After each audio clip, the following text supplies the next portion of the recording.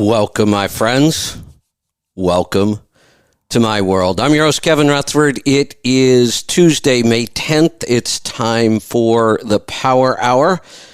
We're going to open up the phone lines. We're going to bring in the team from Pittsburgh Power, and we're going to take all of your maintenance-related calls and questions. So line them up. If you have a question, a comment, a topic about anything to do with maintenance, engines, performance, fuel mileage, modifications, upgrades, troubleshooting, emissions, electronics, you name it, we'll talk about it. The phone lines are open. I would jump in quickly, and we'll get to those calls here in a little bit. I also want to let you know at 12:30 today, 12:30 Eastern Time, we'll be doing our second episode of The Pit, and we have a big announcement today. I have brought in a co-host for The Pit, and we'll let you know at 12:30 who that's going to be today. And that is our co-host going forward. I'm looking forward to that. Also, I do want to let you know, the last couple weeks, for the most part, the technology's been pretty smooth. We're working on the app. It gets better every day. It's in beta. And I hate to kind of rock the boat, but that's what this is all about. We're still testing stuff. As a matter of fact, I ended up on the air about 30 seconds late today because something I was testing decided to fail right at the last second. But I may jump in and test something today, so be patient, bear with us. For the most part, I have our setup, the audio equipment set up for a permanent studio like here, where I am now in a studio in a building with the same internet every day. We've got that technology pretty well worked out. That's what we've been using. I played around with some different settings, some different headsets, things like that, but I think we've got good sound. The technology's really working well. Now, as much as I hate to rock the boat, this is what we need to do. I am working on a fully mobile setup with a minimal amount of equipment. And we're trying to see how good of sound quality we can get from that, or do we need to have all this equipment to do it? So what I'm going to be testing today is really an iPad setup that I've worked on where you can actually run the entire show from the iPad.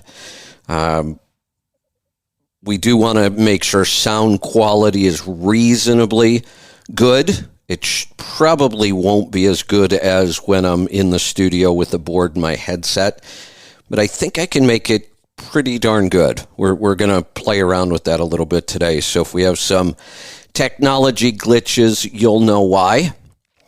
But we'll try to keep them to a minimum. We try to do as much testing offline as we can, but it's really difficult to test a lot of things unless you just do it live and the way we're doing it right now. So thought I'd warn you about that. There may be some glitches today. We'll see. Other than that, let me take a look. We're running the show a little differently today. Again, we've got the team from Pittsburgh Power on their own board back in Pittsburgh, which I was doing when I was there. Now we're trying to do it without me there. So we'll see how that worked out. I'm going to bring in the team from Pittsburgh Power now, and we'll see how that works. All right, guys, I just realized here's the first thing that's different for me. Normally, I see everybody on separate lines. Now, all I see is the board itself. So, who's with us today? Oop, hold on one second. My audio, there's a glitch. My audio's going to the wrong place. Let me figure that out real quick. Oh, that's why. All right, try that again. Okay, Kevin, this is Pete. I'm here. Oh, good. This is Bruce. Okay. And who else do we have? Leroy. We have Leroy here also. Well, Leroy, don't be shy. Speak up. Oh, Jordan had my headset. So. Well, ask Jordan if he's the one doing the show today, and if he's not, he better give up the headset. He's the one, though, that's making it so we all sound good. And he's been working with Aaron, and we're also going to work on getting the movie cameras so that we can do it on video, so we can demonstrate parts and talk about parts and why things fail and what you have to do and what different turbine housings and what they do. Lots of things to talk about. Good. But show and tell will be much better than trying to just explain it. No, I'm looking forward to that. I think that is going to be a really awesome addition when we can do video, especially for you guys. I may do some video now and then. I'm not really sure what I would show. Who knows? Maybe I'll be making kombucha in the kitchen. I don't know.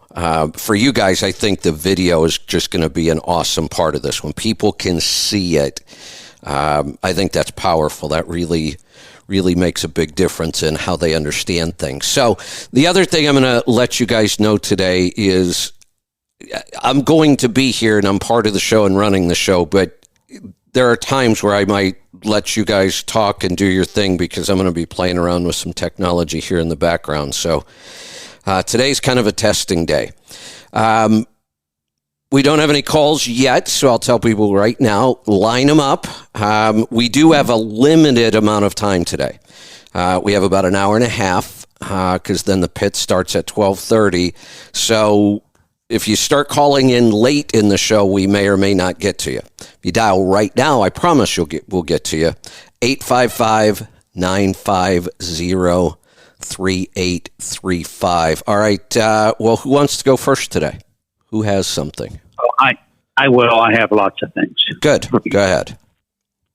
All right. All the C-16 Caterpillar engines that we had that were in gen sets that had like 2,900 hours on, they're all sold. So they're gone.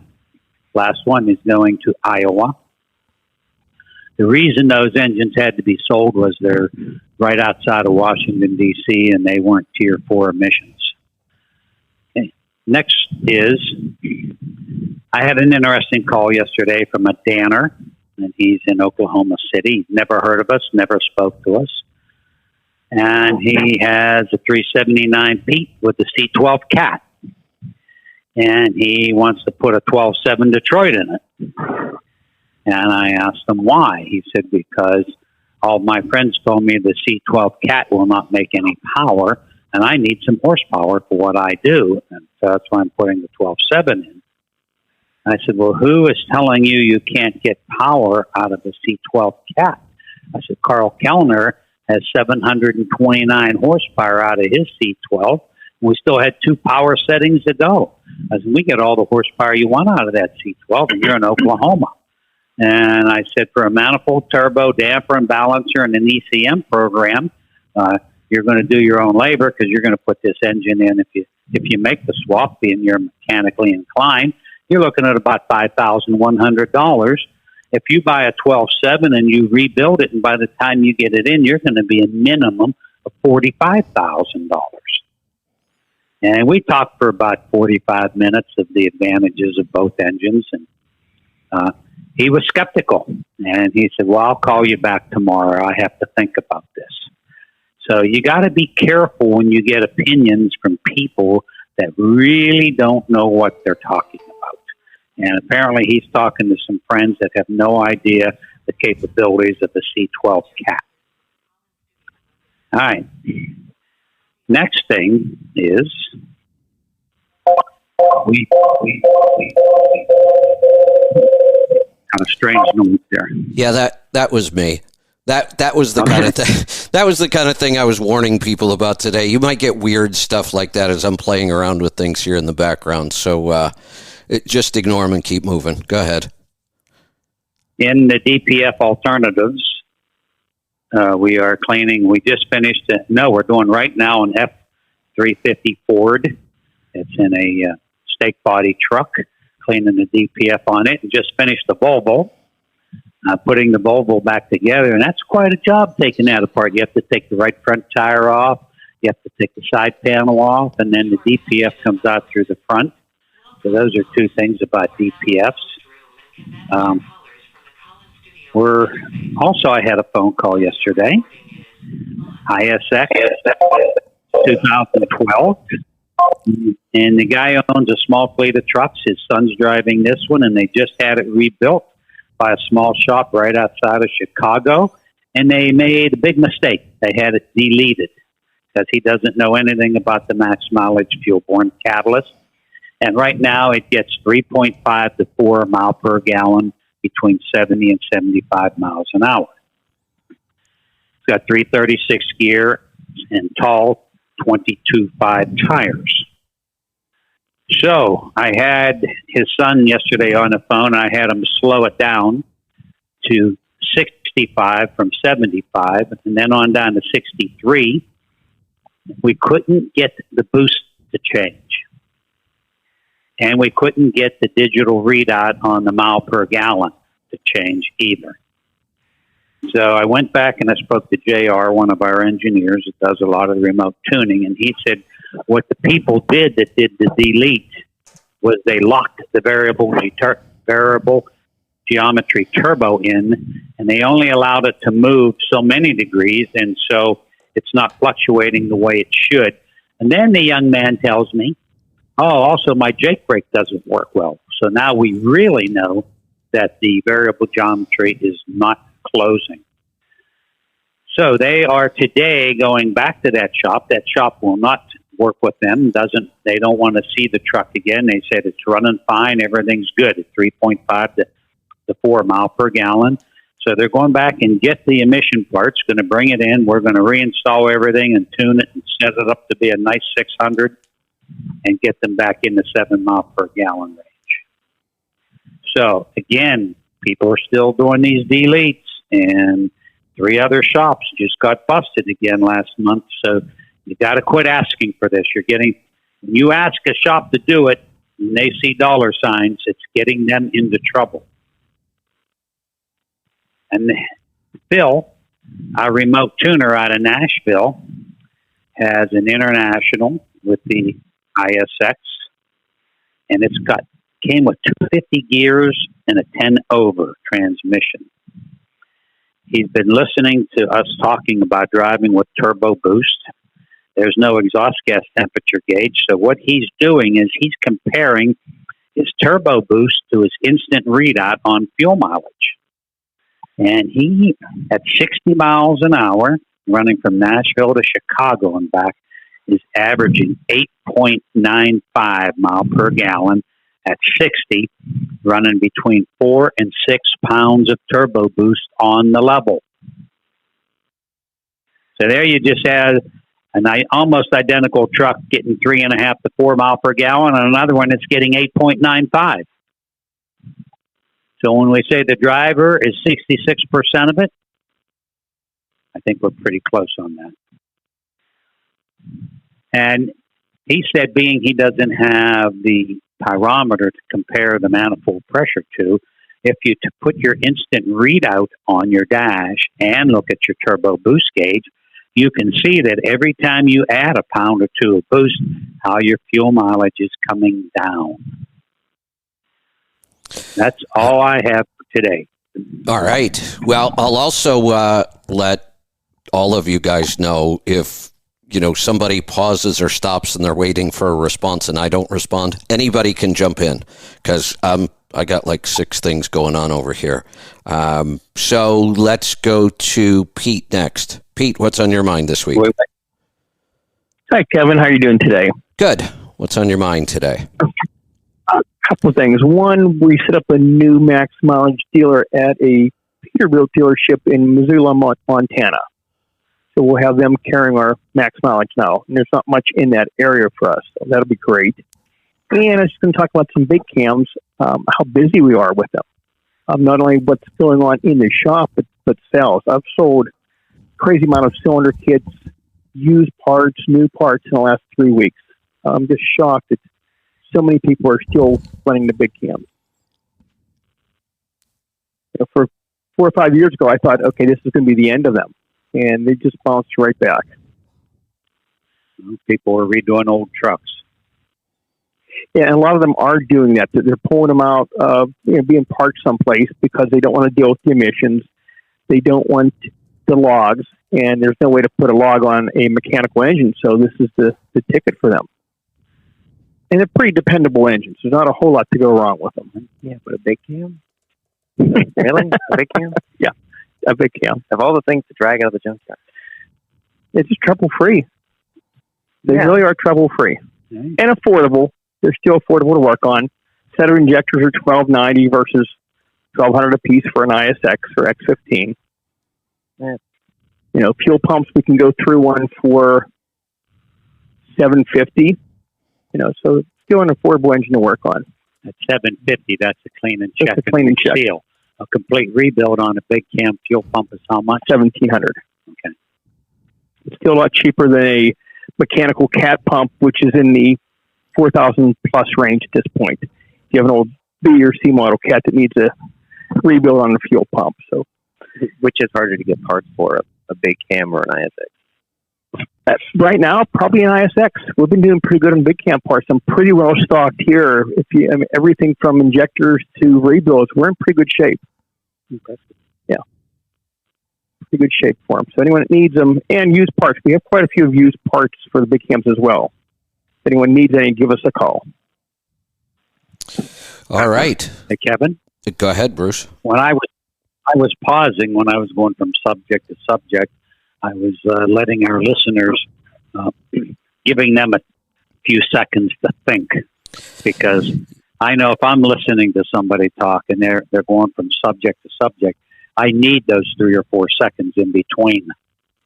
No, I like that. A lot of times I usually jump into that gap and say something or comment, and I know people are used to me jumping in and doing that, so I just thought I'd let Pete and Leroy know they can jump in at any time, and I probably won't be jumping in as much. I mean, I'm going to be going back and forth from checking sound to testing things and playing around, and you guys can handle the calls and the questions. So we'll move on. Leroy, what's on your mind this week? I have, I guess, one thing from last week. Am I quiet? No, you sound Is that good. better? Go ahead. Yeah. Yep. First time with the headset since, I guess, years ago Yeah, when I did the show. that's right. A little weird with the headset, but anyway, from last week we had those couple calls about the 60 series with the Stumble, if you guys remember that. Yes. So we had one that showed up here. What was it, last Thursday? Anyway, he showed up here and he says, I can get it to do it right now. And I said, all right, bring it in. He said, I'll be there in 45 minutes. So he shows up. I jump in the truck and we go right down 228. That's less than a mile and a half. And it does it right away. Blows a big puff of smoke out the back. I'm like, okay, this is the Stumble everyone's talking about. So I pull up the timing on the diagnostic software to see what it's going to. And as soon as it does the Stumble, you can see that the ignition timing is way late. It's after top dead center, which on an engine with that compression ratio and that turbo, et cetera, it should be more than, way before top dead center without giving any specific numbers. Okay. So I was like, that has to be what the issue is. You're going down a hill. The engine is still pumping air, which is cooling the cylinders off. And then you want to inject fuel after top dead center. It's a recipe for a misfire and a Stumble, white smoke, incomplete combustion that's causing the misfire. So now we have to track down what is causing the late timing. So to make a long story short, it's pretty much there's a control system in the ECM that tries to adapt NOx while you're driving. It knows whether you're in a city or in a rural environment based on like gear shifts and acceleration, things like that. Okay. So based on those conditions, it will adapt the NOx accordingly.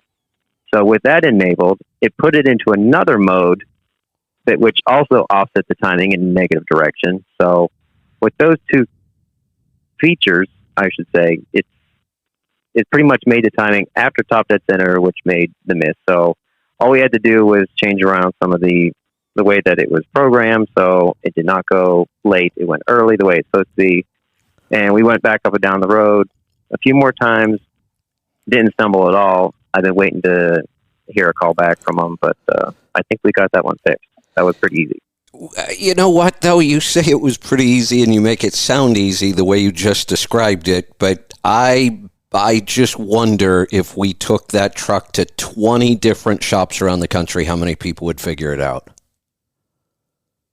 Yeah, it's a bit tough, but at the same time, I don't know. To me, it's easy because there's only so many things that you can control. I'm just like, it has to be the amount of fuel or when, and it's not a mechanical thing because the guy replaced basically everything, so it has to be an ECM thing.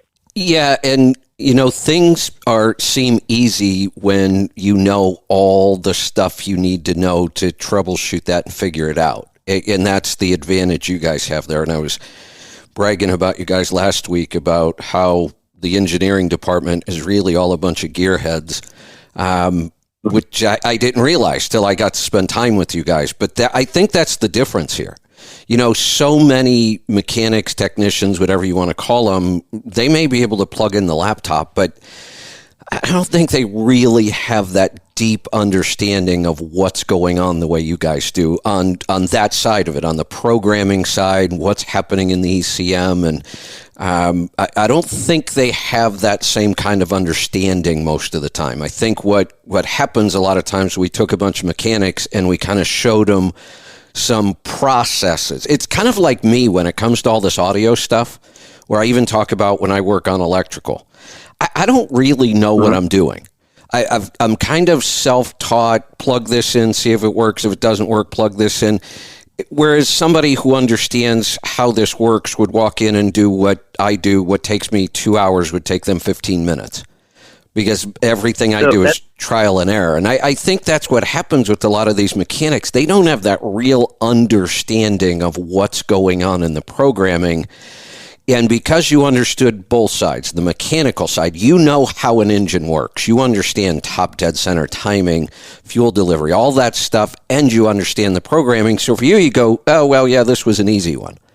I don't think this would be an easy one for most shops. In fact, I think most shops would give up. I think your analogy actually is pretty good with the soundboard thing, because to be fair, a lot of the manufacturers don't give mechanics this sort of resources right off the bat. You have to go digging for it. So if you look up on like diagnostics, like the Detroit stuff, as far as to figure out how the control system works, they don't tell you. They would tell you how to put a new injector in. They tell you a little bit about what smoke mode does and this and that. But you can look up the patent for the method for how to control the engine on Google. Now you have to search and you have to know what you're looking for and play the comment lottery. But like that patent exists and you have to go find it, and then you have to read it and understand it. So it's the same thing with like your soundboard. So if you get a soundboard, they give you a manual with it. And, if the thing doesn't work, there's a troubleshooting section that says, make sure it's plugged in, do you have this turned on? Do you have that turned on? But to actually like tune the board and, have everything set up the way you need to, they don't tell you how to do that. No. And there's some other really basic things, like when you're dealing with audio, there's shielded cables, unshielded cables, balanced cables, unbalanced cables. I don't know what the hell any of that is. And it'll say right there, make sure you're using a balanced cable. Well, an unbalanced cable looks exactly the same. You plug it in, it kind of sort of does the same thing, but then you get one weird anomaly somewhere that shows up later, and unless you understand all of the stuff, the basics, how everything works, it's not going to click, and you're going to go, oh, well, maybe that cable I put in was unbalanced and it needs to be balanced. It really takes extra effort to learn about this stuff and all the other it does. Stuff. That's how you really get good at this stuff. Kevin, Bruce, you have to go way back. When you were in high school, you had guys that were really good with electronic stuff. I mean, I had it back in the 60s. These people were a little different. God gave them something in their brain that the rest of us didn't get. And if Pete and I are talking to our engineering department about how you build a high performance big cam, they just stare at us. Well, there's no laptop.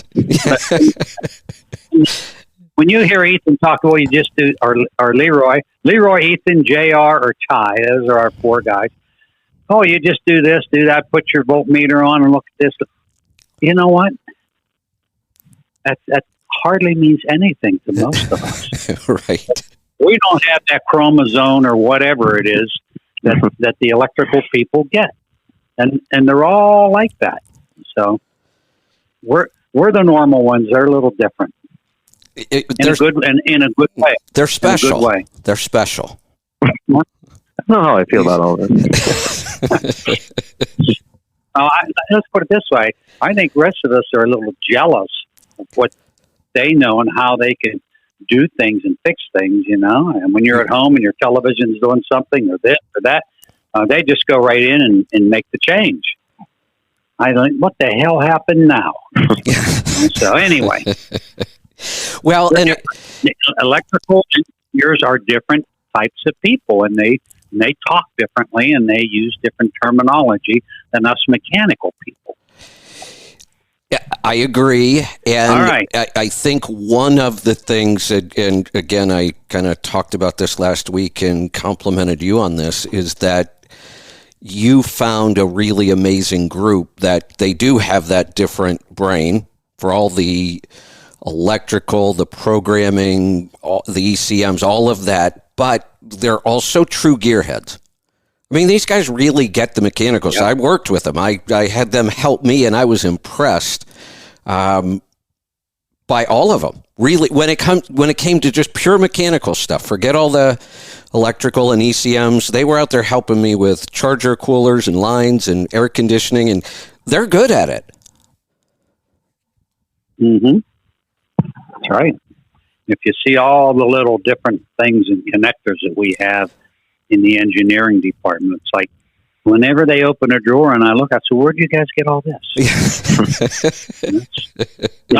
It's not the normal parts. No, it's not. But it's what's necessary now. Right. And most of us learn with a 12-volt test light. If it doesn't show up in a 12-volt test light, and then we graduated to voltmeter. But, if you don't use your voltmeter for a year and you look at it, you got to plug it in to an outlet or put it on a 9-volt battery or 12-volt battery and start turning the dial. Now, okay, this is where I'm supposed to be. Now I have a place to start. That's exactly how I use my multimeter. Exactly. Yep. I plug it into something that I understand and turn the dial till the numbers start to look familiar, and I think I'll be able to figure it out from there. That's right. See? You don't have the chromosome. I don't. I'm even reading a book on basic electrical concepts. It's like electrical one-on-one just because I think I need to. I should have done it a long time ago because, like I say, trial and error can only take you so far, and it takes a long time. I'd rather just know this stuff and go, just do this, plug it in here, try this. So I'm going back to try to learn more of that stuff. And then this audio stuff, I had to learn this 15 years ago when XM gave me a show but didn't give me any money, didn't give me any equipment, didn't give me anything. They said, if you can figure out how to make a show happen, we'll put it on the air. And I had to go learn all this stuff. And I haven't dealt with it for years. And now it's all changed. I mean, all this technology is completely different from what I set up just 6 or 7 years ago. So I'm back at it again. And sometimes it gets frustrating. All right. Well, good stuff. I'm going to stick with my prediction that most shops would send you on your way and you would still have that problem. That I just don't think there are many shops that would have figured that one out. All right. Yeah, so if you got one, just let us know. Yeah, there you go. And I want people to think about this. There are a couple ways you can take the information we put out here, and it's totally up to you.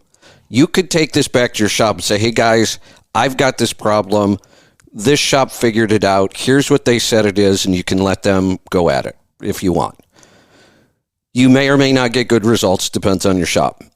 Or you can support the people that do all the work to figure this stuff out. Like Leroy was just explaining, he went and found patents and read through patents to figure out how things work. Because a lot of times that's it. Trying to get this stuff from OEMs or training, sometimes it's just not there. So Support the people that do the work to figure this stuff out. All right, what do you say we go to some phone calls? Okay. Yeah. All right, let's. All right, so once we go to calls, I may or may not be paying full attention. So just understand if you have to yell to get my attention, go ahead. I'm going to be playing around with stuff in the background here. And again, I'm working on what I think is pretty cool technology. I want to be able to walk around with nothing but a phone or an iPad and a headset and do the show from anywhere and run the entire show like a host would. So that's the technology I'm starting to play around with today. Let's get started in Illinois. David, welcome to the program. Good morning, gentlemen. It is very refreshing to hear all you people talk when you're out here on a deserted, I won't say deserted, but a very boring long stretch of road. I just wish we could do it 24 hours a day. Well, we kind of do. Our stream runs 24 hours a day now. Well, that's true, but I haven't figured out. Well, I haven't taken the time. What I'm doing is I'm finding myself listening to a lot of reruns. So I've still got to work on those little glitches on my end, and it's basically just out of laziness that I haven't made it very far. Well, and we're working on that as well with the listener app. We're going to make all of that stuff a lot better. Okay, and I'm sure it will be. We'll just have to wait the time out, and then we'll be able to hit it full time. There you go. Anyhow, I have an ECM question that I'll throw it out there, and whoever feels the best to answer it. I have a E-model cat I'm approaching 300,000 now on a cat dealer in frame. They did a very good job, made it a true 550. It was a 455, I think. Anyhow, the ECM that's on here is all factory, and my service manager at home assured me that he kept it at the low NOx file, whatever that is. I don't know what the true file number is, but anyhow, I am at that point where I want to have a tune down on it. But here's the glitch. I have a spare ECM that I would like to have your tune done to, and that's only because the other ECM's working good. I don't want to touch it. A couple of weeks ago, though, I had to swap these ECMs out. I was having a starting issue, and I thought it was ECM related. So I threw this spare ECM on. Same problem existed. I found the problem, though. But what I did notice is my TAC didn't work. So that says, guessing you're going to have to completely put a new file in this ECM. So my question is, what is the best way for us to do this? Do I send you both ECMs, send the truck over to you, or drive the truck over to you, or can this all be accomplished through one of your remote tuners? Well, the best way is to have you here in person. That way we can verify everything. The next best way is to send both of them in. That way we can copy from one to the other. And then the third best one was we can try to do it at a remote dealer. It just might take a little bit more time. Okay. Well, that's sort of what I had thought in my own mind. So I will see when I can take some time off. I'm one of those greedy ones. I'm afraid. I'm in one of those ideal setups to where it actually pays me to run 70 mile an hour sometimes because my shipper and receivers are all 24/7, and it's just a matter of getting there as fast as I load one direction and I run back empty the other.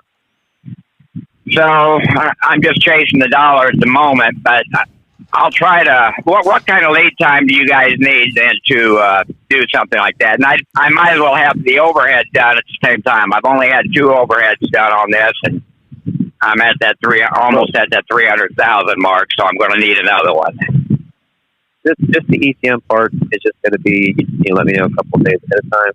The overhead part, you probably have to get a hold of Pete or somebody in scheduling to talk about that one, see when they can get in. On the overhead, we're booked the second week of August. So we can get you into engineering in 2 days, but we cannot get you into the office. Okay. Well, we'll just do one thing at a time then. So I'll call. If you can get the I'll tell truck you what. here, if you can get the truck here, you'll be in the dyno with the guys. When it's on the dyno, you'll get to see what it's doing. If you want to make any other changes, all you do is request it, and they'll do it. And then you go for a test ride, and then you have to smile on your face because everything is done with you there, and you get to witness it, and you get to make any adjustments you want.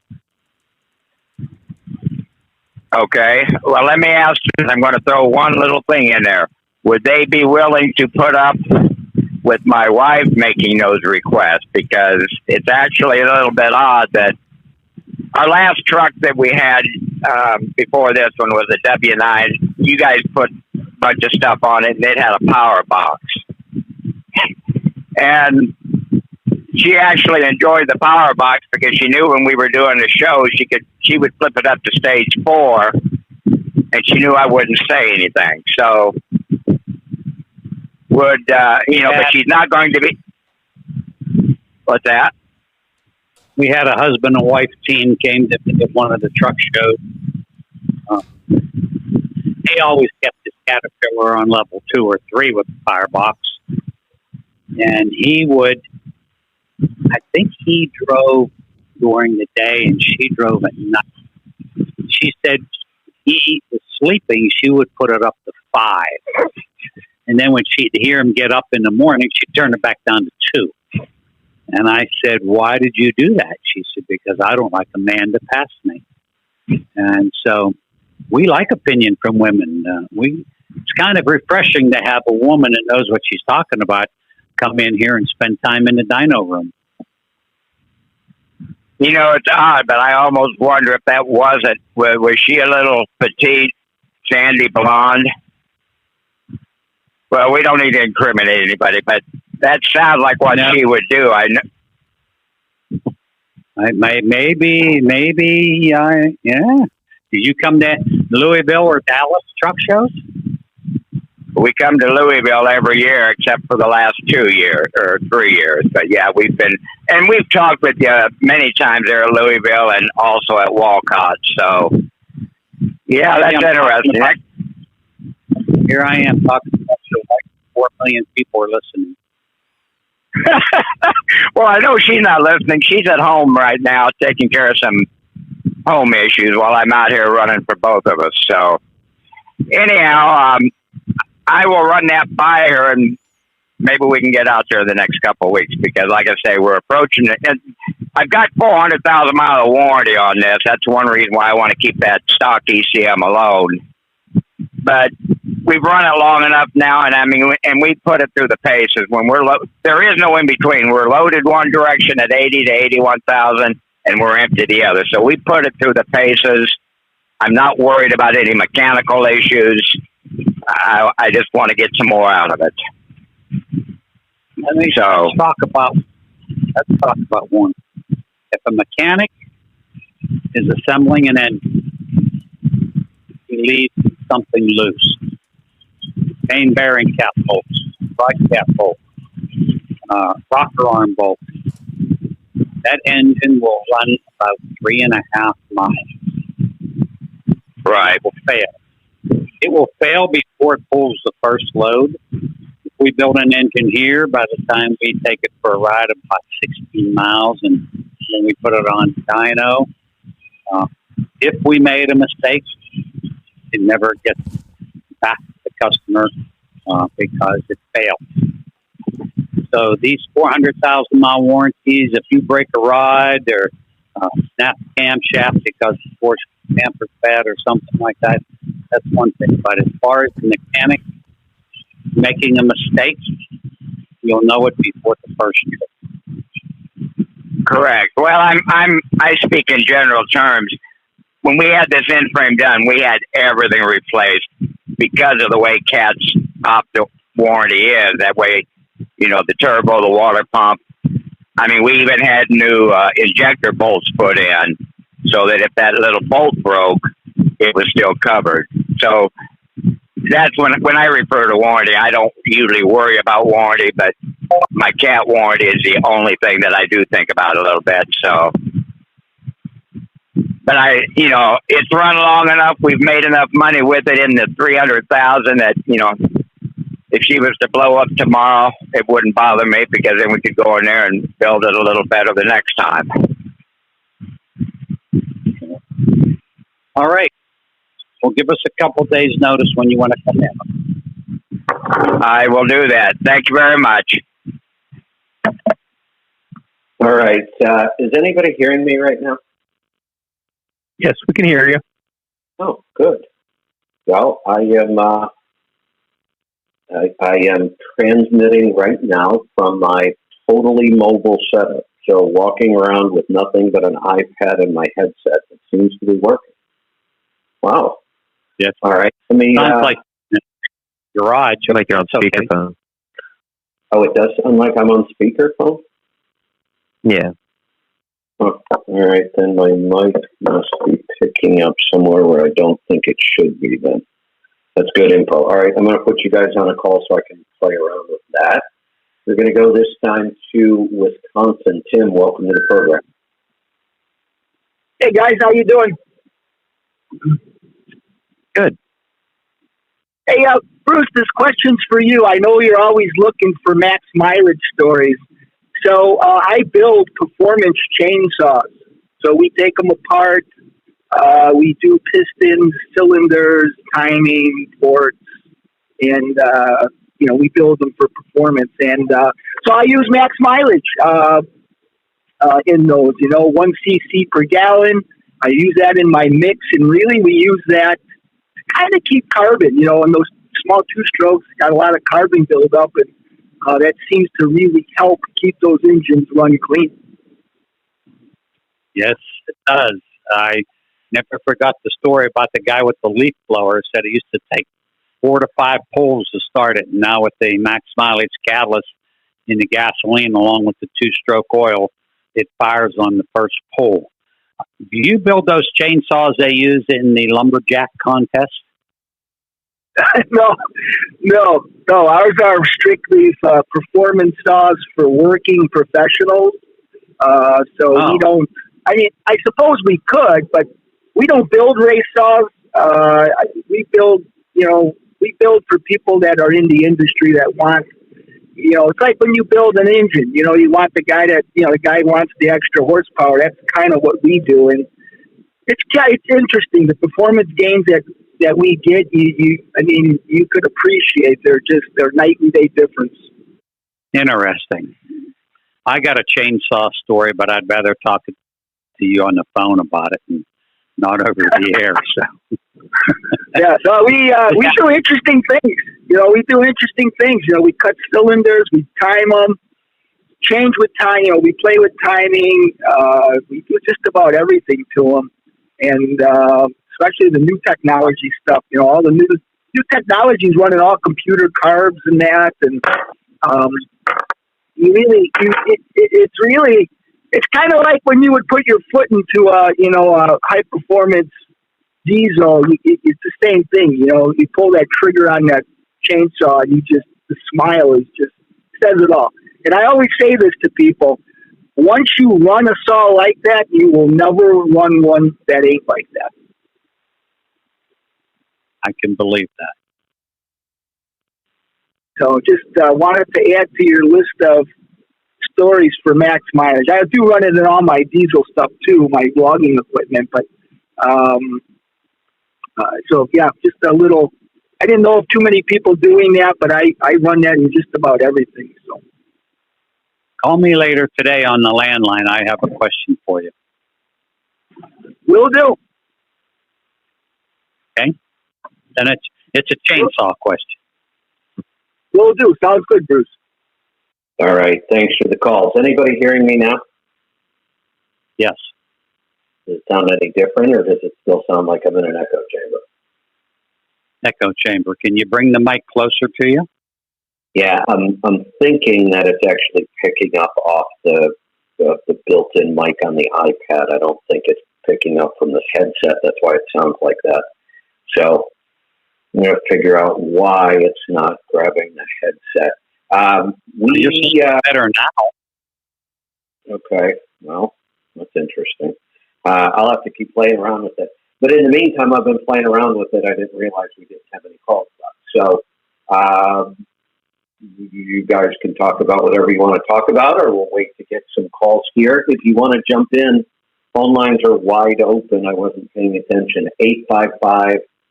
855-950-3835 is the number to join us. And if you dial right now, I promise you'll get through. You have a question, a comment, a topic, anything at all to do with maintenance, engines, performance, fuel mileage, modifications, upgrades, troubleshooting, all the stuff we always talk about. Now's your chance. Normally our lines are slammed at this point in the show. I don't know if it's because we're playing around with stuff or I'm not paying attention or what's going on, but we've got phone lines open. Bruce, I know we were working on trying to get the video because you wanted to show some parts and some things this week. Did you have something specific you were going to do? Well, I wanted to talk about turbo boost gauge versus exhaust gas temperature gauge and driving by those two gauges and or your fuel mileage. What do we want to call it? The fuel mileage gauge on the dash. It tells your instant readout. But I also wanted to show the clearance in barrels and plungers and injectors. And I wanted to take a turbocharger apart and show people what the bearing and what the thrust washer looks like.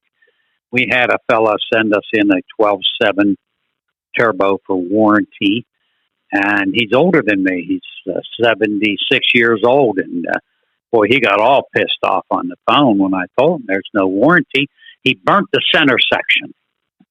And he said, I don't need a pyrometer. I've been driving all my life and I'm 76 years old. I said, well, I'm 73 and I'm telling you that you've got a problem and you need to pressurize your full intake system because you're not getting your full boost because you're making too much heat and you don't know it. Well, the new turbo is working just fine. I said, well, yeah, it's going to work fine until you burn it up. And he also, you should have about 10 thousandths end play. He had 25 thousandths end play, which means he took out the thrust washer on the compressor side of the turbo, which centers the turbo. And that happens because you have either a wet or dirty air filter. And you're making the wheel is just like the compressor wheel is like a propeller. The propeller on a boat is turning to go through the water. Well, the compressor wheel, as it sucks in the air, is like a vacuum cleaner. That wheel is actually trying to come out of that compressor housing and go forward towards the truck, towards the front of the truck. So you have to think about that. This guy had two problems. He has an air filter problem or an air filter restriction problem, and he's got extremely high exhaust gas temperature. And after he cursed and swore at me and slammed the phone down, and I said, you know what? I don't have to deal with that anymore. That's why I want to show people. And so they can realize this stuff happens. You know, it doesn't matter how many years you've been driving. A few years back, I had a guy in here, and he's one of these trainers for a big fleet. And he told me he didn't need a boost gauge and a pyrometer to teach people how to drive a truck because he's been driving a truck for 5 or 6 years. And I tried to explain to him, but he was a stonehead. He didn't want to hear it. And so that's why I like to do show and tell. Show and tell, and we are going to continue working on that technology. You know, in the past, I would come up against topics that were hard to explain if I couldn't show something. And sometimes it's just numbers on a piece of paper. But if you can see that when I'm talking about it, it makes more sense. Whether it's fuel tax, investments, there are always these topics that I would get frustrated because I would think I was explaining them right. And then as soon as somebody would ask a question, I'd realize I'm not explaining this right. And if the topic was important enough, fuel tax, things like that, I would do a webinar. You know, instead, I'd say, hey, you know what, I'm going to do a webinar tonight and, you know, it'll be an hour and we'll record it. But now what we want to do with all the new technology, I want to build out the studio here so that anytime we want to turn on the video, we just can. It doesn't have to be planned as a webinar and, there might be times where, and who knows, maybe we'll do video all the time. I don't know. I just don't understand why somebody would want to just watch me walk around and talk. But when we need video, I want to be able to just hit it and go, hey, if you want to watch this, go to, truckingtribe.com and you'll see it there live. And when we hit a topic and I have something here I could show, then I just turn on the video. And if you want to go watch it, you can go watch it. So that's part of the other technology we're working on. And then, of course, we want to make that mobile. I mean, imagine if you guys could walk out into the shop with an iPad or a phone running the show and just turn on the camera and show one of your mechanics doing something. Right. Another thing is whenever people send in an ECM and it's got water in it or diesel fuel in it and it's burnt, it would be nice to show people what happened to their ECM. Yeah. People don't want to hear. Well, how do I get water in the ECM? Well, there's a peephole in the front on the Detroits. And if you pressure wash the front of the ECM, you can push water right in there. West Virginia University brought... they sent us the ECM. It had a half-inch of diesel fuel off of one of their buses. Yeah. Or something you guys do all the time. Very few, if any, other shops are doing it around the country. And it's again, I just experienced how valuable it was. The smoke test. Nobody else does that. You guys do it all the time. I think people would like to see how that works, what you're doing during the smoke test and how many problems it can find. Right. When you think 80% of the trucks that come in here have a boost leak. Yeah, 80%. That's a lot. No. But I'm not surprised because it's nice. There's... And when you said the 80% and the leak might not be large, if it's not large, it's almost impossible to find without a smoke test. I mean, you can spend an awful lot of time looking for a leak like that. I did, and you just can't find them. You put the smoke to it, and immediately you know where it is. All right. Well, I just looked. The guy takes a pistol. I just looked down again, and we have a bunch of calls, so I'm going to get back to the calls while we've got them, and we've got maybe 30 minutes left, 25, 30 minutes, so let's get to some calls. They're flying in now. Let's go to Missouri. Frank, welcome to the program. Good morning, gentlemen. I got one of the tunes done with remote tune with Pittsburgh Power a couple of years ago on this 2020 X15. I guess it's actually a 2019 engine, but I've been trying to figure out what's the best RPM or best guess for the best RPM for fuel mileage. And we've had some people tell us if you run it down too low, it's not good for it because it's too long of a stroke. So sounds like we have a conflict of interest here. Well, let me jump in. Let me ask you a question. Let me jump in, Bruce, and I'm not going to give many specifics, but one of the things we should clarify when we talk about RPM range and the term downspeeding comes up. Again, I don't think anybody has ever put a clear definition on what downspeeding means. And so a lot of times we'll talk about just running any engine below what everybody else is doing. So, most trucks out there are running around in the 13, 14, 1500 range. Whether it's best for them or not, that's just how they end up being geared. That's what most is going on. So if you talk about even running at, say, 1100, a lot of people would consider that downspeeding. Now, when we talk about the Volvo Mac platform and the turbo compounding, now we're talking about sometimes as low as 900 RPM. That's true downspeeding. Those are the gear ratios we're getting into the really low twos, 2.13. There's some really high gear ratios down there. There is something in the 190s now. That's true downspeeding. When somebody says, Yeah, for a rear gear, we're there. We're into the 190s now. Yeah, those are fast gears, really fast, and we have to have new transmissions to be able to handle those. And right now, it seems like only the Volvo Mac platform is going that route. True, really low down speeding. They've got their own transmissions that can do it. The 14-speed has super low crawler gears and reverse. And you can't run most engines down at that range. They're just not built for it. The architecture, right? I do too much off-road stuff to have a gear like that on my rear end. That would be terrible. Well, no, it wouldn't, because again, don't forget that rear gears. That's the point right there. With that transmission, you are absolutely correct. You could never use those kind of gears. So.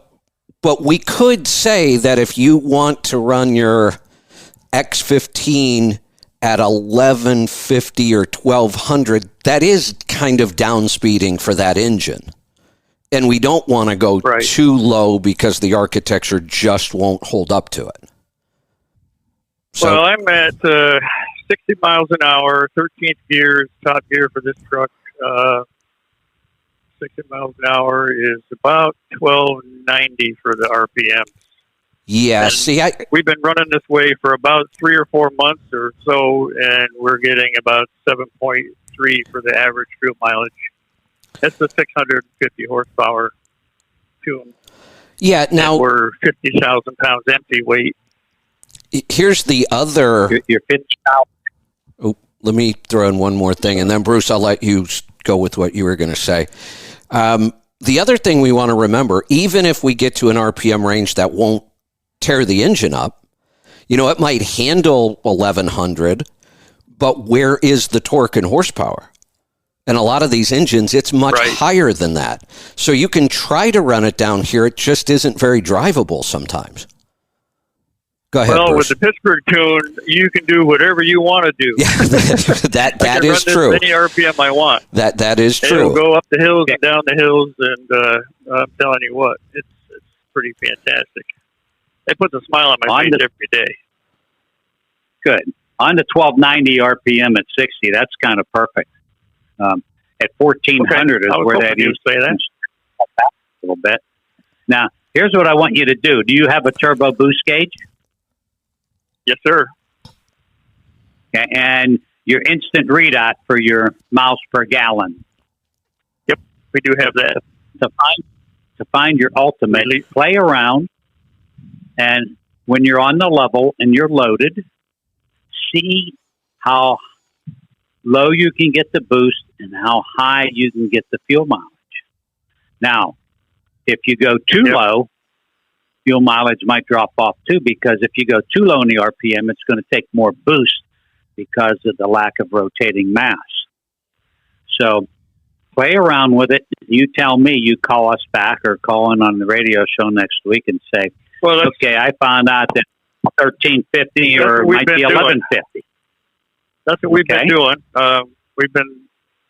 We went to Kevin's very first CMC, and we've been in attendance ever since, if you will. And, hey, let me jump in there. We know what we're doing. And do you mean the true first CMC in Orlando?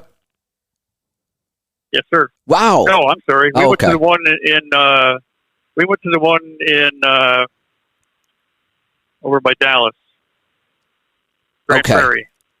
Got it. Okay. And we had the poster child truck. Now I remember. Every example you Perfect. gave of a bad truck was ours. Just point at them. No, don't do what they did. Yeah, I remember one CMC. We took somebody's bug deflector off and put it in the room for sale, and nobody wanted to buy it. You go way back on the CMC then. 7.4, by the way. Excellent. Yes, Excellent. Sir. That was a 2002 W900, and it had everything on it. The bug deflector and the windshield, the 12-inch drop, and everything. And after your show, we started working on it, and we got that up to 7.4 for a lifetime average. Wow. Incredible. Yeah, Which is why I'm so disappointed in my newer trucks. I can't even get that far. It pisses me off. All this new technology, and they're garbage. Well, I don't think they're garbage. I think we still have a lot to learn about them. I really think that's the case. I mean, the aerodynamics have improved so much. Components, transmissions, drive lines, oils, all the things we need to get better fuel economy. Yeah, they're all better now. And I get why you're frustrated. I'm kind of frustrated too. We have trucks running around now getting 10 and 11 miles to the gallon. Pretty incredible stuff. And I mean, true 30-day averages. And yet you can still go buy a new truck. Down 15 miles an hour. Yeah, and that's big. You should get 1.5 miles out of that alone. And yet you can still go out and buy a new truck today, put it on the road and get 6.5 miles to the gallon. Yeah. Yeah, we need to learn a lot more. That's real, and that's why we do this show. We're fighting the EPA on all this, right? Yeah, and we're heading for another round of emission standards again. Yep. They say they want us to get better fuel mileage, and then they throw all this crap on us that makes the manufacturers throw up their hands and say, "Well, make a choice because we can't do both." And let me tell you where we would be today if it wasn't for the EPA. We'd probably all be getting 20 miles to the gallon. Who knows? Here's one of our problems, too, that makes this so much more difficult. If we go back to that truck like yours, to late 90s, early 2000s, which I think was almost like prime time, we know a lot about love that truck. Yeah, we know a lot about getting fuel economy out of those trucks. But if you think about it, the physics on a lot of things are identical. Aerodynamics are aerodynamics. I don't care whose name is on the truck. Rolling resistance is rolling resistance. It doesn't matter what name is on the truck or anything else. Driveline resistance, a lot of times, it's all just physics. Where things are getting more complicated are the engines and systems themselves that are nowhere near alike anymore. Cat Cummins in Detroit, there wasn't that much difference between an N14, a Series 60, and a 6NZ. And we could get fuel mileage out of all of them. You look at the engines today, and it's almost like you have to start specializing. I hope that someday I get to the point where I know as much about all these new engines and how to get fuel economy out of them as I did out of those engines. But boy, it's a whole lot more complicated today. And the manufacturers aren't as willing to sell you what you want anymore. I tried to spec this truck with more friendly transmissions and so forth, with lower start gears and different things. And they wouldn't let me with the engine I wanted. I had to get 400 horsepower engine to get the transmission I wanted. And I was like, I know. Why? I'll sign a waiver. I don't care about warranty. This is what I want. Right. And they nope, won't do it. Yep, we've dealt with that too. It's the same damn engine. I know. We've dealt with that too. And they're... If I had known about Pittsburgh Power's tune at the time, I would have gone that route and just had them fix it, not tell anybody, because it's there you go for this transmission anyway. Yep. All right, Bruce. Anything else you want to add to this one, or Leroy, Pete, anybody? Already doing comparing the boost with the instant fuel mileage readout on the dash. Yep, we're trying to keep the boost under 10 all the time, and if we can do that, that's like where we see that little blue dot swing way to the right. There you go. Like I'm at 7.4 right now, but as long as that stays down, that dot will still keep to the right. My wife got 7.8 yesterday at the end of her shift, so we're doing what we can. But I just want to make sure I'm not going too low on the RPMs. Have you thought of the exhaust manifold? Have you thought of the quartered and ceramic coated exhaust manifold and intake manifold on the X15? We have. At some point, we're going to be coming down and having you guys put it on a dyno, and that will help us probably fine-tune it a little more. But we've been so busy lately with hauling freight that it's the downtime is not feasible right now. Yeah. Make hay while the sun shines. Yes, sir. We are making some hay. There you go. Good. Good. I like to hear that. All right. Well, great stuff. We will look forward to hearing more about this one. I'm going to cut you loose. We've got to get to some calls here. We're going to head off to Pennsylvania. Bob, welcome to the program. Thank you, Kevin. You guys were talking about smoke, the smoke test. Something else that works well for a do-it-yourselfer in the garage would be a bottle of soapy water. A lot of times that'll, may take a little bit for the bubbles to show where you can actually see them, but be saturated enough, they'll come out. Yeah. That is another good technique if that's what you've got. Okay, Bruce. Wait, let's go back to that. On a boost, a lot of times at idle, you don't have boost. So the soapy water won't show that, but a can of ether spraying around something, and if you spray it, let's say you're on the passenger side and you spray it in front of the charge air cooler, and 2 seconds later you hear the engine accelerate, you just sprayed some ether into a crack. I agree with you, but I was talking about doing the Kevin Rutherford Home Depot homemade pressure tester. Right. Oh, because I think I got a whole $20 tied up into mine. Yeah. Right. And we did that for years ourselves. We would use soapy water. Yeah. Okay. Let's talk about that. We take the rubber elbow that goes on the turbocharger. And if it's 5.5-inch ID, we cut a steel plate in a circle, 5.5-inch ID, drill a hole in the center, and it's 7/16 drill bit, 1/4-inch pipe tap, and put an air chuck in there. And then we have a 1/4-turn valve. We put 20 pounds of air in it. Sometimes it will cap off and shut the valve and see how long it holds the air pressure. But keep in mind, you do have air going past the open intake valves. But when you have the 20 pound of air pressure in there, you walk around and you listen for the air escaping. And if it's small, you do the soapy water. So you're correct on that. So, about a year and a half ago, you and I were talking different ideas as far as rear end gears. You were talking with a gentleman up in West Seneca area, and they recommended the 264s. So I decided I went with the 264s. I absolutely love them.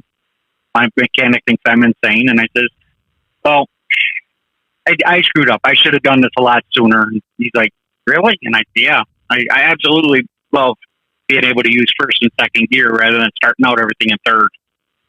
And then when you're up at 65, 70 mile an hour, you cruise along. Now you were talking about RPMs. 13th gear, I'm turning 1,100 RPMs at 75 mile an hour.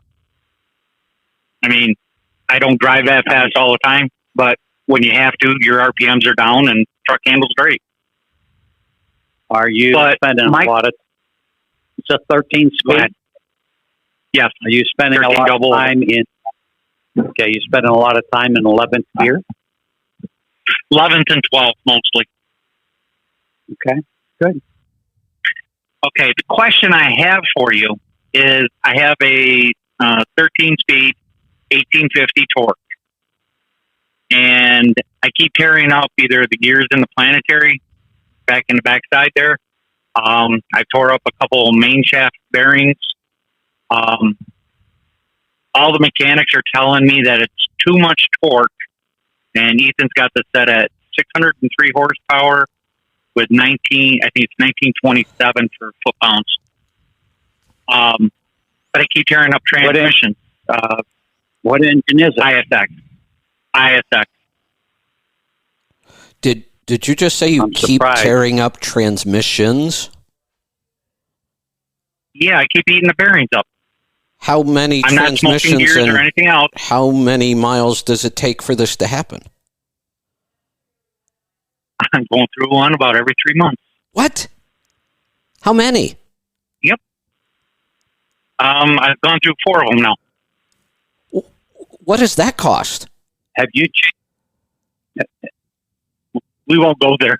Well, Well, I wish you would have called us after one. Well, 90% of them are under warranty, and I did bitch to them. And they said, "Well, it's your horsepower and everything it's too high. Your torque is too high." And I'm like, I don't drag race with it, and most of my loads are I'm grossing right around 65 to 75,000. I'm not all in heavy. I am doing a lot of Pennsylvania, Pennsylvania hills and stuff like that, but they keep telling me that it's a transmission. So this last time around, I was no longer in warranty. I upgraded the transmission to a 2050 torque. But is that a problem with those 1850s? No. We've never had this problem. Kevin, we've never had a call like this, have we? Never.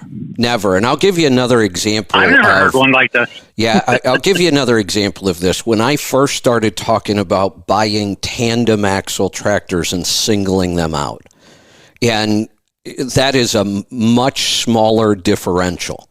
It's a 20,000 pound differential, and when you spec a true single axle, like companies like FedEx and UPS and Yellow that pull doubles, they spec true single axles. Those are 23,000 pound differentials. Pretty significant difference. You look at them, they're much bigger and heavier duty. And everybody told me, you're going to wipe out that differential. You can't run one of those 20,000 pound differentials and pull 80,000 pounds. And I said, well, why not? And they said, well, it's not going to work. And I said, well, okay, here's the thing. I already own this one. It didn't cost me anything. I didn't buy it to put it in here, so I'm going to run it till I tear it up, and then we'll see. And then I'll go buy a 23,000 pound, because that's what you're telling me I need to do right now. They would say, oh, you have to have a 23,000 pound rear end to do that. Well, okay, I've got this one. It's already in there. Let's see what happens. And 1 million miles later, when I got rid of the truck, that 20,000 pound differential was still working just fine. Anybody? Oh, so one thing, with peak torque, even if you have 2,500 pounds of torque, unless you're foot to the floor at 1,200 RPMs, you're not achieving it. Right. It doesn't matter what you have. And I don't think an owner-operator, after a couple transmission failures, is going to run like that. Does this have a transmission cooler? No, but I do have the gauge in here, and I very seldom get up over 250. I mean, if we were damaging a transmission, you would have to see it in heat. And I was going to say, if this, maybe we have something else causing this problem, because to go through 4 transmissions, I just can't believe it's the torque and horsepower. Even if it is hard on them, they would last a lot longer than what you're seeing. What about the torque damper on a crank? Have you changed it? You guys, when you put the engine in, 2 years ago, 2.5 years ago, you replaced it. Okay. Have you done any oil samples? I got 400,000 on. Have you done any? Yeah, I do have oil samples, but I do not on the transmission. I don't. No, I don't. It'd be interesting to see what showed up there. Are we getting contaminants in there, possibly? Exactly. And what failed? Are we seeing bearing material? What failed in the transmission? We should have been able to see that in a sample. This is just an odd story. I don't think that the horsepower and torque have anything to do with this. My problem, and this is my own opinion when I say this. My own opinion is it failed, a bearing failed, whether it was premature or whatever. They take the transmission back, they repair it, they tell me what was wrong, and they send it back to me. Okay. I don't think they honestly go through and they flush everything out. And I'm thinking that what's happened is they have, like Pete says, foreign material still floating around inside, whether it be, stuck in a bearing somewhere or whatever. So we're not talking about it's tearing up something else next time. We're not talking about 4 different transmissions. We're talking about one transmission that they've repaired 3 times. Yes, under warranty. Yeah, there's another part of the story that I think will probably lead us to what really happened. Who knows why it failed the first time? Components fail all the time for all kinds of reasons. But I think that there's something going wrong in their repair process here. So I went with a different name brand on this last one, and so far it's been in your 4.5 months and 50,000 miles. So my guess is 4.5 years from now, you're going to call us, and that transmission's still going to be doing just fine. Probably will be. But I didn't know if anybody else is. Go ahead. When you're running 1,100 RPM at 75 miles per hour, how many pound of boost is that taking on the level? Like if I'm running across Ohio, I'm right around 8 to 9. 8 to 9. Wow. Okay. Hey, Bruce, you've been involved in high performance, crazy high performance, race trucks, pulling trucks, all kinds of things.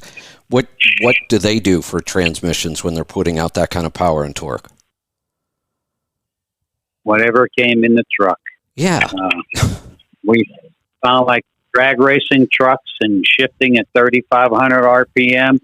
Just an old Road Ranger 10-speed. You just hold your foot to the floor and grab another gear. Never let up on the throttle, never have a transmission issue. All the years of pulling sleds, taking big cams and going to the truck pulls and running 1,000, 1,200 horsepower and 2,800 RPM at the end of the line and 12.5 and 14.6, 13 speeds. No problems. Yeah. Yeah, sometimes much lower torque ratings than what we're looking at. Yeah, the transmission guy, when he told me that it was the horsepower, I said, wait a minute. I said, correct me if I'm wrong. There's 2 weak spots in the transmission or in the driveline. I said, there's U-joints and a clutch. I said, and I'm not replacing either one of those. Yeah. Am I correct in saying that? No, you are. You're right. Normally, if you put too much horsepower and torque, the weakest link is going to fail first. And the weakest link, you're right, is not that transmission. No.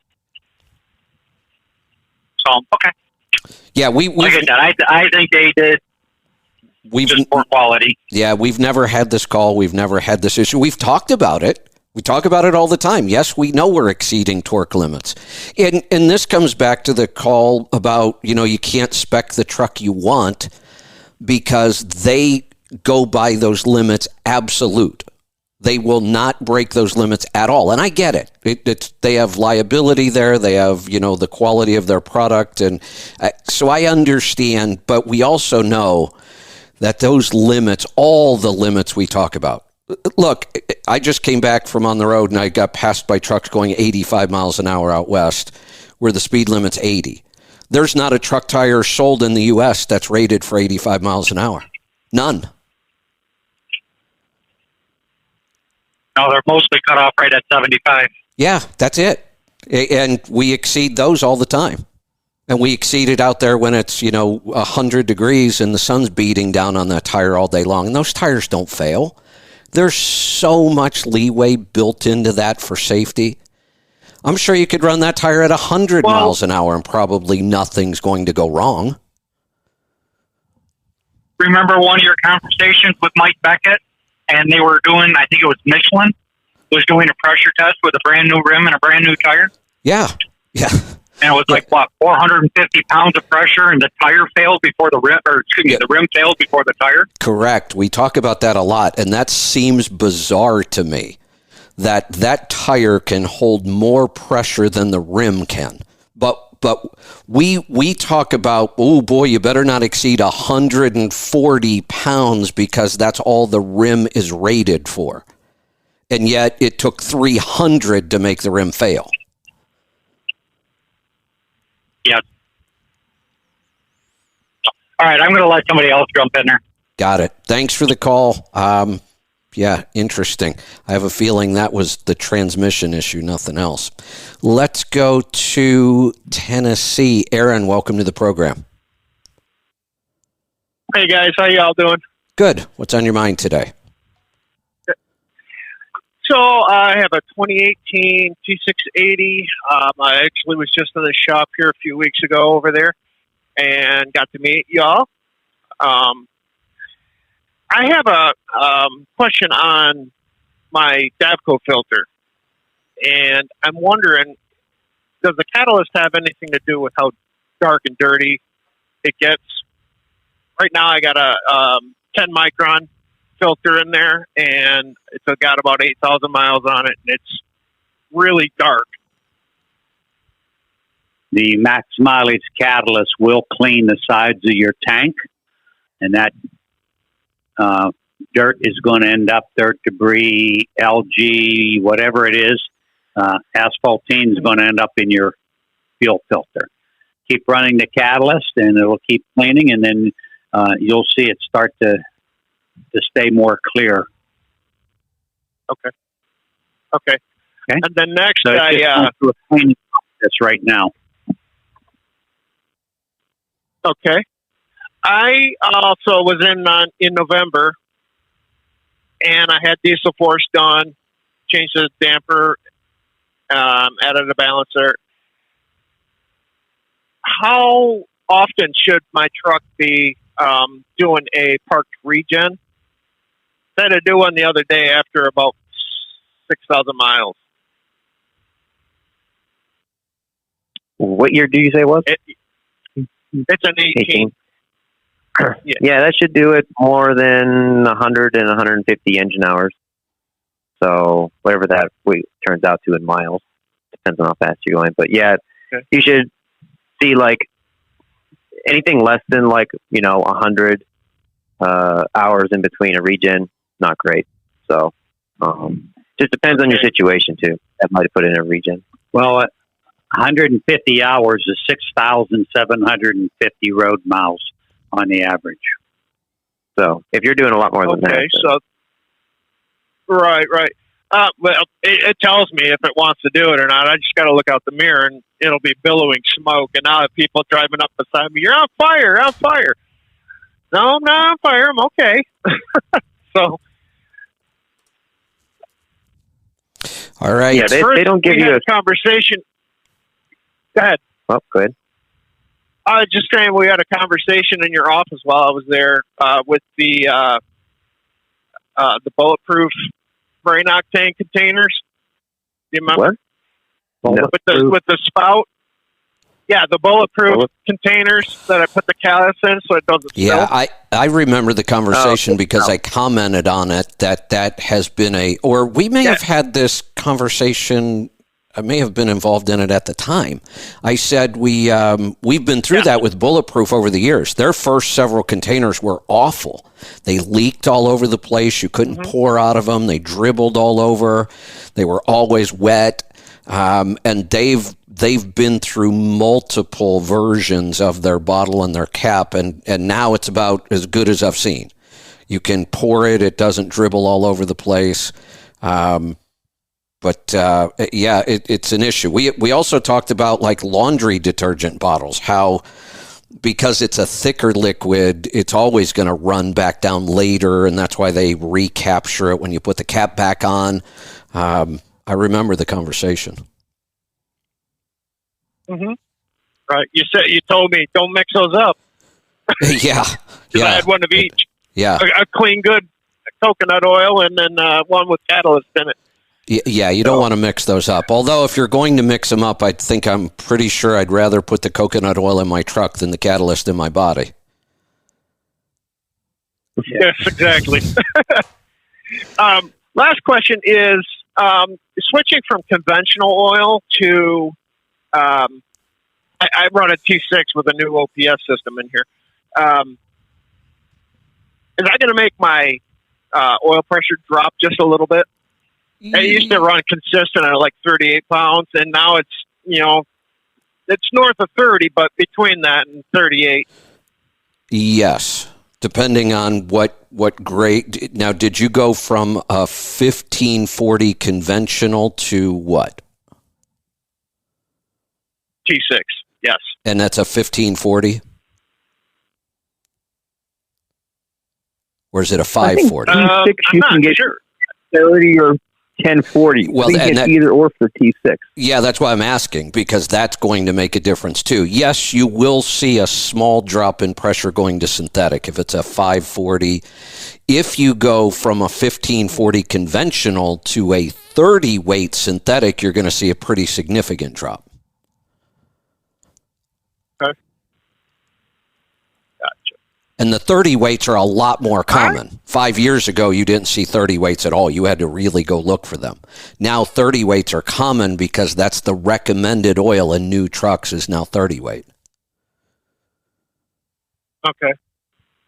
The T6 used to be very uncommon too, but I'm starting to see it appear everywhere now. It's back on the shelves. You know, here's the thing. If we want the absolute best fuel economy out of our oil, it's a full synthetic 30 weight. And that's why they're using it. That's why they switched. That's why they made the engines capable of running on that thinner oil, because they're now they have to worry about fuel mileage standards from the government. So, and it's not necessarily a bad thing, but you have to understand the differences. And the older engines, you can run 30 weight in them. Sometimes it's a little tricky. We're going to grab one more call. We're going to go to Minnesota. Greg, welcome to the program.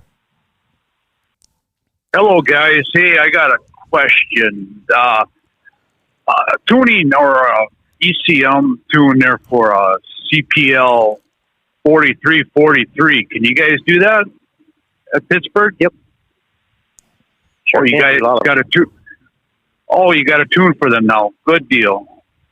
Yeah. Okay, I haven't heard. I know he wasn't there for a while, and I guess I haven't heard that if you could do that yet.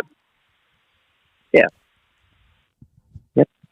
Sounds great. That's all I got. I'll get hold of y'all. Make Perfect. an appointment. Yep, there you go. We are going to wrap this up just in time. I've got to get out of this show and go launch the pit right after this. We may be slightly late. We said we were going to start at 12:30. It'll probably be about 12:35 to 12:40 or so. So stay tuned for that. Anything you guys want to close with? Kevin, when he said CPL number, my first thought was Big Cam. Like, what are you talking about tuning it? You don't know what 43 is? Before he said 43, he said CPL, and I just automatically think Big Cam, because the newer engines, you need a serial number to look it up. Got the it. old engines, a CPL, everything I needed to know. I'm thinking, where's this going? And if I remember right, Series, does CPL stand for Controlled Parts List? Is that right? Yes. Mm-hmm. So it tells you all the parts that were It used is to build that engine, right? That configuration. Tells us the major. It was more like a family. Okay. You know, so there could be it was more like a family type of number. Got it. Tells us, like on the cam, it tells us the compression ratio, the injector flow, Timing. injector part number, timing, turbocharger, piston. Is it after cold or not? And different things like that. It's a quick reference. I mean, it still does. It's just not as specific anymore. Okay. And they need more information for the electronic engines. Yeah, they don't have as many different combinations, and Now Pete and I have to go look up 4343. Yeah, you figure even on an N14 2592, that engine mechanically was the same engine, whether it was a 370 horse or a 5 1/4. Mm-hmm. You know, it's just a programming. Whereas if you said, "Hey, I got a 625 CPL," that was a 400 horse engine. Period. It was nothing ever other than a 400 horse. Well, with electronic engines, it could be different horsepowers with the same parts in it.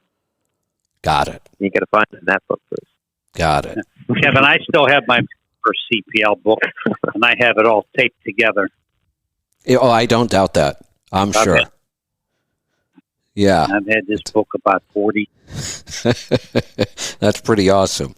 All right, guys, we are going to wrap this up. Thanks, as always. Next week, we're going to shoot for having some video on this as well, so we can do a live stream with video and show some things. We'll get working on that now. So we're going to wrap this up.